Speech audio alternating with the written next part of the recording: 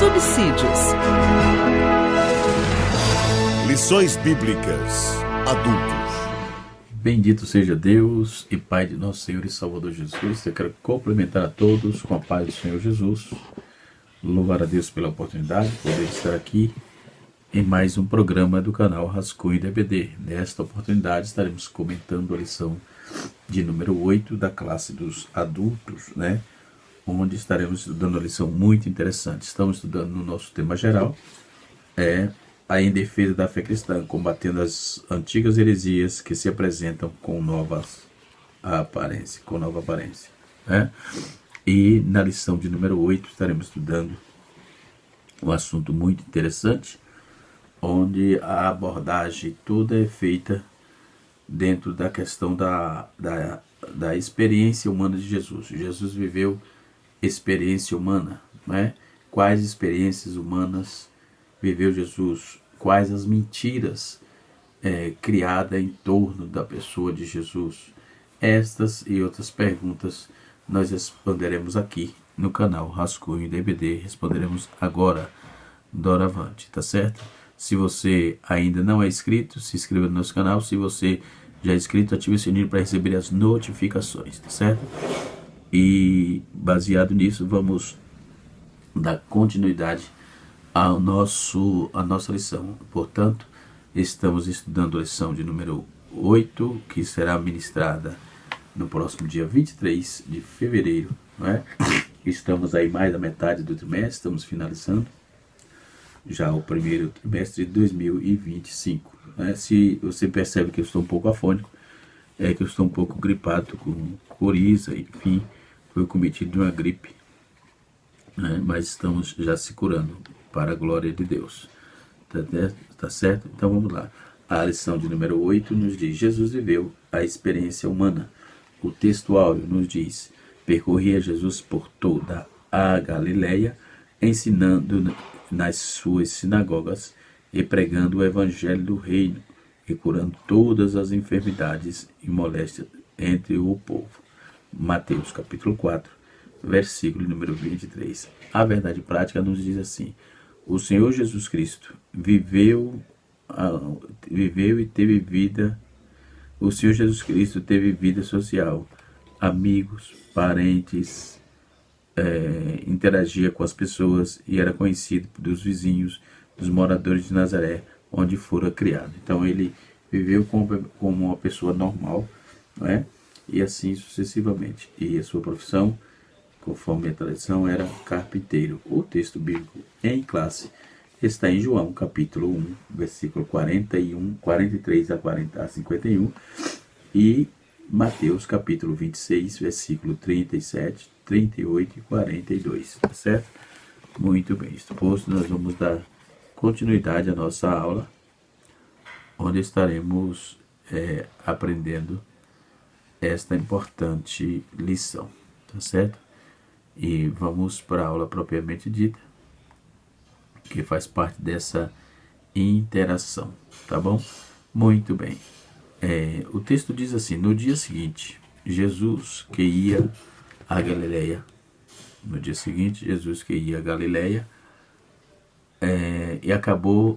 Achou Filipe e disse-lhe: segue-me. Filipe era de Betsaida, Filipe era de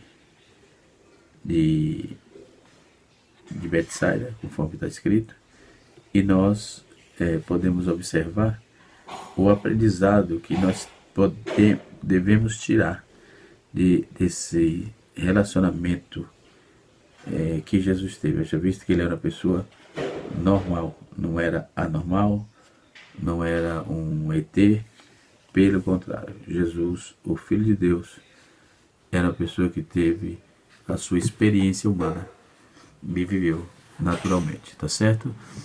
E ele diz o texto assim: e Filipe era de Betsaida, a cidade de André e de Pedro. Filipe achou Natanael, e o texto diz que Natanael, o texto diz assim: e Filipe achou Natanael e disse-lhe: havemos achado aquele de quem Moisés escreveu na lei, e de quem escreveram os profetas: Jesus de Nazaré, Jesus filho de José. Disse Natanael: pode vir alguma coisa boa de Nazaré? Disse-lhe Filipe: vem e vê. Jesus viu Natanael, vi ter com ele, e disse-lhe: eis aqui um verdadeiro israelita, em quem não há dolo. Disse-lhe Natanael: de onde me conheces tu? Jesus respondeu-lhe: antes que Filipe te chamasse, eu vi tu quando estava debaixo da figueira. E Natanael respondeu e disse: Rabi, tu és o Filho de Deus, tu és o Rei de Israel. E Jesus respondeu e disse-lhe: porque te disse, vi debaixo da figueira, crê essas coisas, maiores que essas coisas verás. E disse-lhe,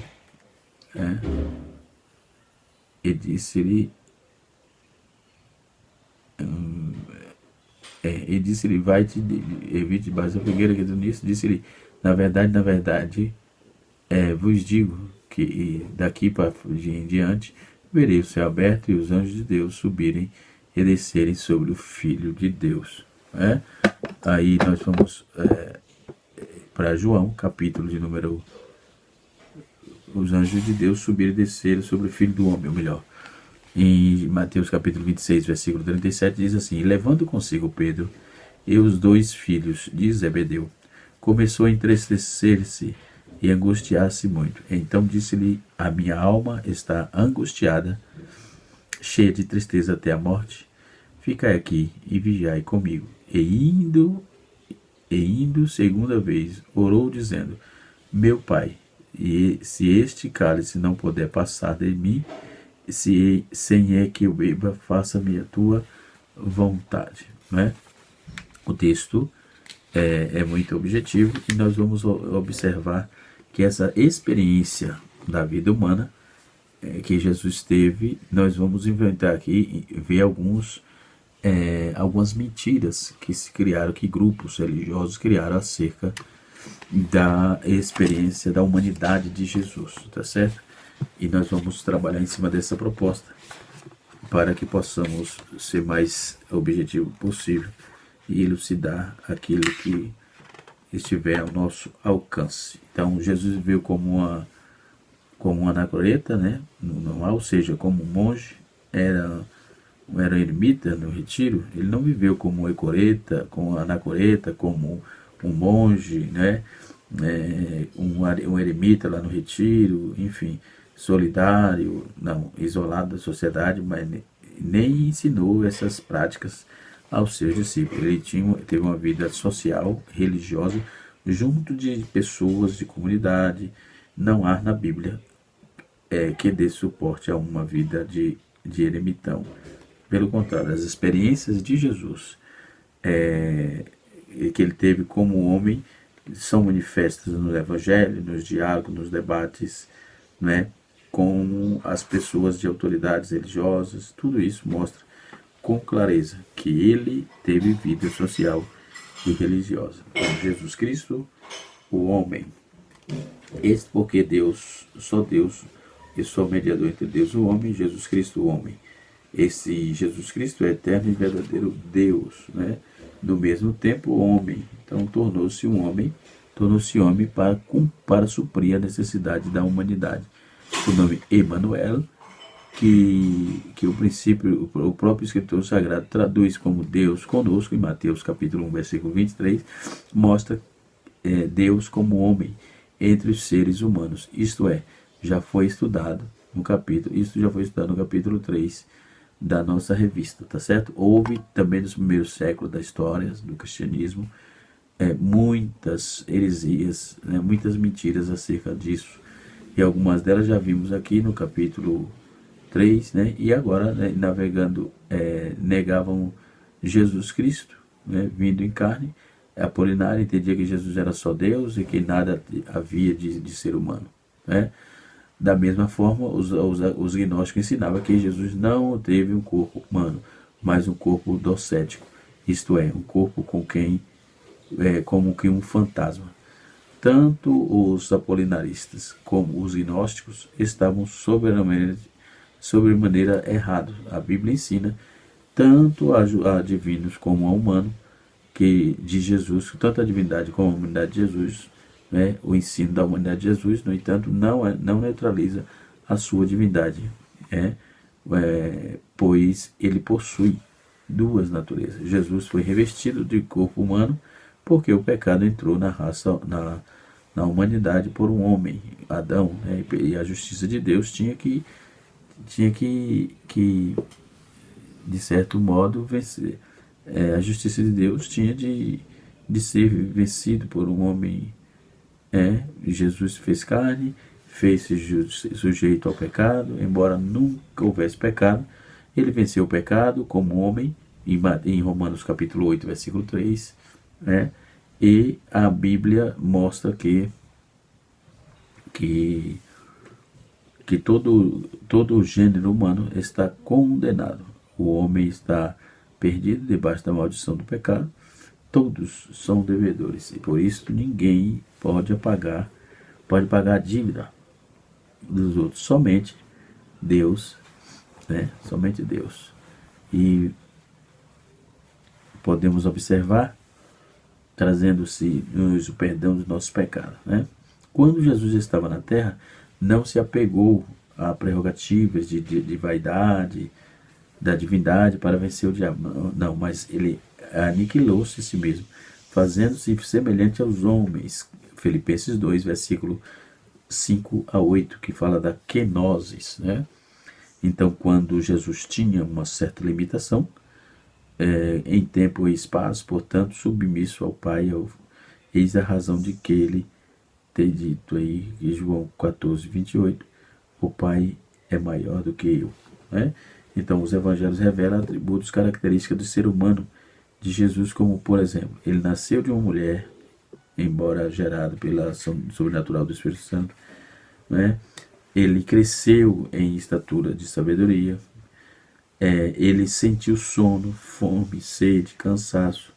ele sofreu, chorou e sentiu angústia, Em Lucas capítulo 2, versículos 6 e 7, Lucas capítulo 2, versículo 52, Mateus capítulo 8, versículo número 24, João capítulo 19, versículo 28 e João 4, versículo de número 6. Hebreus capítulo 13, versículo 12, Lucas 19, 41 e Mateus 26, verso 37, ok? Então, baseado nessas questões, nós vamos dar continuidade aqui à nossa aula. Os debates das autoridades religiosas, por exemplo, podemos observar que dentro dessa fala de Jesus e desses cuidados, nós temos aí a convicção da experiência, que Jesus teve, Então Jesus, entre os debates que revelam os ensinos de Jesus sobre ética e moral, princípios morais, responsabilidade e tal, os fariseus, quem eram? Os fariseus vêm do hebraico, que é prushim, que significa separados, Significa separados. Porque não concordavam com os saduceus. Defendiam aí a tradição acima das escrituras. A separação do Estado, da religião, eram membros do Sinédrio, e tornaram-se alvo das críticas de Jesus, O apóstolo Paulo declara que o grupo de fariseus, o qual pertencia antes de sua conversão, era a mais severa seita do judaísmo. Atos capítulo 26, versículo 25, Gálatas capítulo 1, versículo 14 e Filipenses 3, versículo número 5. E os saduceus? Os saduceus, o nome vem de Zadok, família que detinha o cargo do sacerdote, desde Salomão, até pouco antes do surgimento desses grupos, eram como os fariseus, uma facção dentro do judaísmo. Alegavam aceitar apenas 5 livros de Moisés, o Pentateuco, com certa reserva, pois não acreditavam em um anjo, espírito e nem na ressurreição. Rejeitavam os demais livros do Antigo Testamento. Muitos deles eram sacerdotes, exerciam forte influência no Sinédrio e tal. Então, esses eram os saduceus. E depois nós temos o grupo de os herodianos. Quem eram os herodianos? Eram apoiadores da dinastia de Herodes, uma espécie de de marqueteiro, buscando convencer o povo para impedir que o governo de direito de Roma fosse instituído com a intenção nacionalista, e era a favor dos impostos, né? E o discurso de Jesus também incomodava bastante, né? E formaram um conselho com os fariseus, né? E assim livrar-se dele. Estava associado aos fariseus a questão do tributo. Na questão do tributo, a vida social e religiosa de Jesus mostra o mestre participava de uma vida social intensa, escolha de seus discípulos, como Felipe, André, Pedro, Natanael, aconteceu em um ambiente entre amigos, né?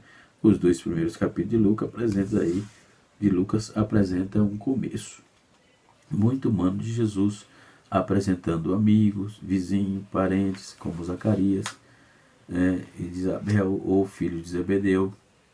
João e Tiago eram primos de Jesus. Zebedeu era um pescador da Galileia, o marido de Salomé, irmão de Maria, mãe de Jesus, né? Então Lucas escreve aí o desenvolvimento físico e mental de Jesus crescia em estatura e em sabedoria, né? Ele interagia com as pessoas, independente de sua condição social e espiritual. Publicanos, pecadores, fariseus, mulheres pecadoras, né? Nós vamos ver a mulher samaritana também. Então, as características perigosas, as características próprias, né, do ser humano. Jesus nasceu de uma mulher, embora gerado pela ação sobrenatural do Espírito. Seu nascimento, contudo, foi normal e comum com qualquer outro bebê. Tá certo? Lucas 2, versículos 6 e 7. Ele sofreu, chorou, sentiu angústia, sentiu sono, fome, sede, cansaço, né? Então, é dentro dessa questão que estamos apresentando aí essa lição interessante, que vem para desmistificar muitas coisas. Por exemplo, né, essa questão da humanidade de Jesus, para nós, ela é muito clara. Não há nenhuma objeção, né, ou falta de clareza dentro do texto ou da proposta cristocêntrica aqui. Então, a característica de Jesus nascer de uma mulher, gerado pela ação sobrenatural do Espírito. Seu nascimento, contudo, foi normal. O comum, qualquer bebê, por exemplo, sofreu, né? E ele sofreu, chorou, teve angústia, né? Conforme eu já disse aqui, né? Então, ele dependia tanto da oração quanto também do Espírito, né? Então, Jesus Cristo, ele, em sua experiência humana, ele participou de muitas fraquezas físicas. Ele participou de nossa fraqueza física, emocional, mas não de nossas fraquezas morais, moral ou espiritual, né? Depois nós temos o segundo tópico, que nos apresenta assim, né? As heresias que negam a humanidade de Jesus. Aí eu trabalhei, como já disse, o apolinarismo, né? Que vem de Apolinário, foi um bispo de Laodiceia. Isso a gente já trabalhamos, né? Mas não vale a pena estar salientando no decorrer das aulas, ok? Nós podemos ver aqui, Apolinário foi bispo de Laodiceia, nasceu provavelmente 310 anos depois de Cristo, morreu em 392. Apolinário é uma doutrina provavelmente no 310 morreu e tal, enfim. Apolinarismo é uma doutrina que nega que Jesus é encarnado em espírito, né? É uma doutrina controversa que surgiu no seio da igreja primitiva, né? E assim sucessivamente. Então, aí nós temos aí elementos constitutivos do ser humano, como soma, que é carne ou corpo, psique, que é animal, alma e animal, sede dos desejos, paixões e apetite, e pneuma, que é a alma racional, e em relação a Jesus, que dizia que ele possuía um soma humano, ou seja, um corpo humano, né? Um psique humana, mas não uma pneuma, uma pneuma segundo Apolinário, né? O verbo, por exemplo, teria ocupado o lugar da alma encarnada, com isso negado que Jesus tivesse rápido, espírito humano, aliás, tivesse o espírito humano. Com respeito à igreja, a reação da igreja, a humanidade plena, a humanidade plena de Jesus, por exemplo, está clara no Novo Testamento. Fala do corpo físico de Cristo, também da alma e do espírito, essa anuidade, essa humildade de Jesus é igual a nós, né? Tão diferente a sua impecabilidade, de modo que ele é verdadeiro homem. O apolinarismo foi declarado heresia no Concílio de Calcedônia, 451. Né? Depois disso vem o monotelismo. O monotelismo é uma doutrina cristã, que na prática é uma doutrina cristã cristológica do patriarca Sérgio de Constantinopla, né? Que ensinava que havia em Cristo só a vontade. O termo vem de duas palavras gregas, nomonos, que quer dizer único, e trema, que quer dizer vontade ou desejo, né? Era uma tentativa de conciliar a teologia monofisista com o credo de Calcedônia, né? Em afirmativa as duas naturezas intactas, e assim sucessivamente. Então, quando podemos observar dentro desse contexto, nós vamos encontrar o apoio historiográfico dentro desse contexto, ok? No tópico de número 3, nós vamos encontrar como essas heresias se apresentam nos dias atuais. Os quais países Jesus visitou no mundo? Aí vem uma pérola aí, né? Só que não. Jesus, a Bíblia diz que ele teve no Egito, na sua vida terrena, em Israel e na Fenícia. A Fenícia atualmente é o Líbano, né? Na Bíblia está escrito em Mateus 2, versículo 14, versículo 14 e 15, o centro das suas atividades, a Fenícia atualmente é Líbano, mas não falta crença bizarra sobre a vida de Jesus. Somente o movimento da Nova Era, mas vários grupos aí ocultistas também costumam ensinar que Jesus esteve na Índia. Os mormons declaram que ele esteve nos Estados Unidos, né? A Bíblia, porém, nada disso menciona e ensina que nos rejeitamos as fábulas, né? Então, os evangélicos não mostram um Jesus estranho, né? E assim sucessivamente, né? E Jesus era visto como alguém da comunidade, né? Ele era conhecido ali. Esta invenção desses esotéricos, contrário ao relatório dos evangélicos, o relato dos evangélicos, de onde o Senhor Jesus é apresentado como alguém que era natural na comunidade do seu povo, né? E não como um estrangeiro. A sua maneira de viver e seus ensinos refletem aí a cultura, né? A cultura judaica, e nada que se pareça com a cultura hindu. Ou seja, não é carpinteiro, não é este carpinteiro, filho de Maria, irmão de Tiago, irmão de José e de Judas Iscariotes. Então, ele não está mais aqui conosco, seus irmãos escandalizaram-se nele, e etc. E tal. Então, o texto bíblico é muito claro, né? E o comentarista ele vem trazendo uma abordagem interessante dentro dessa questão. Quando vamos trabalhar essa questão da personalidade, da humanidade de Jesus, temos que também passar pela sua infância, né?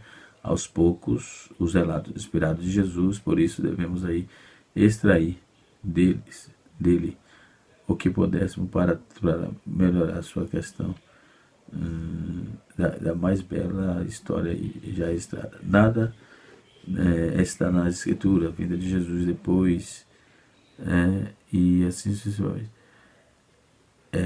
Lucas apresenta ainda que apenas lampejo, né? Desenvolvimento físico, entre a estrutura, conforme está em Lucas capítulo 2, versículo 52, né?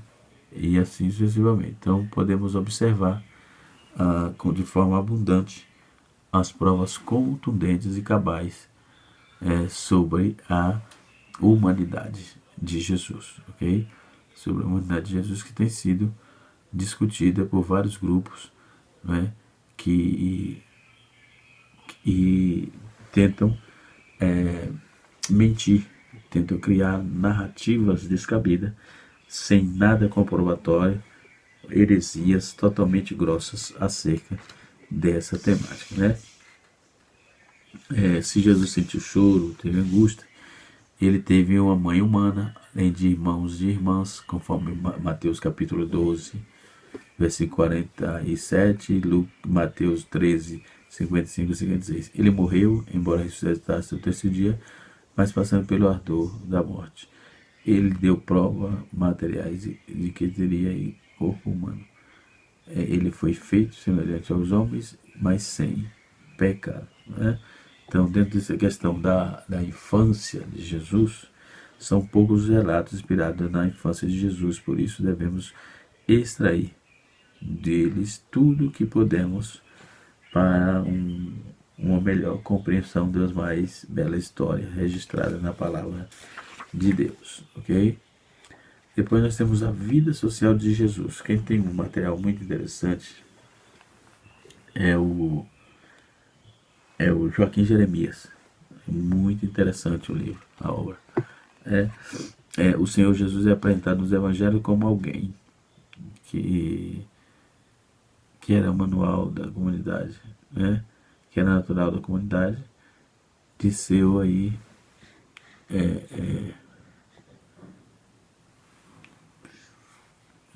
admiradores viram perguntar logo, não era o carpinteiro filho de Maria, irmão Tiago, e de José e de Judas. Esses são aqui conosco, os seus irmãos se escandalizavam dele. Ora, tal atitude do povo não se justifica se fosse uma metamorfose de alguma divindade, enfim, como era aí comum dentro da mitologia romana. Os 3 países foram fora de Israel que o Senhor Jesus visitou, né? E assim sucessivamente. Então são informações interessantes, né? Que cabe a gente, professores, pesquisar, procurar provas comprobatórias com respeito a essas particularidades, ok? Vamos dar sequência aqui na nossa lição. Tópico de número 2, ou 3, na verdade, vai fazer a tratativa. Deixa eu vir aqui. Vai fazer a tratativa da lição 7. No tópico número 3 que eu falei, vai fazer a narrativa aqui de como essas heresias apresentam nos dias atuais. Países onde Jesus andou, né? Conforme esse povo quer saber, os evangelhos não mostram Jesus um estranho em sua comunidade, né? Então Mateus, João, né, esses escreveram aí e podem contestar de forma muito abrangente e com largas provas contundentes, né? Jesus era visto como alguém da comunidade. Então essas inversões desses estoicos, os esotéricos, contrariam o relato do Evangelho, né? Lucas capítulo 4, versículo 22 a 24, né? Onde o Senhor Jesus é apresentado como água da vida, né? Então a gente está crendo, buscando, orando e obedecendo a palavra do sacrossanta do Senhor, ok? Jesus era carpinteiro, filho de Maria, não há que pareça na cultura hindu. Não é este o carpinteiro, filho de Maria, irmão de Mateus, de José, de Tiago, e de Felipe, e de Simão, aliás, e não está aqui conosco, mas suas mãos, os seus irmãos escandalizaram nele, tal atitude o povo não se justificaria se Jesus não fosse recém-chegado na linha. Dentro desse conceito, podemos observar o proveito que temos que tirar da nossa revista, da nossa lição, que é um assunto muito pertinente, uma cristologia muito apurada, e dentro dessa questão desses manuais, nós vemos aí a importância da grandeza de Deus sobre a vida de cada salvo, de cada crente, e as provisões de Deus para a vida de cada um de nós, tá certo? Muito bem. Então, nós temos algumas heresias que negam a divindade de Jesus, tal como apolinarismo, o monotelismo, conforme eu já disse, e assim sucessivamente. Que Deus em Cristo nos abençoe, que o Espírito de Deus continue falando sobre os nossos corações. Canal Rascunho DVD, ensinando para transformar vidas.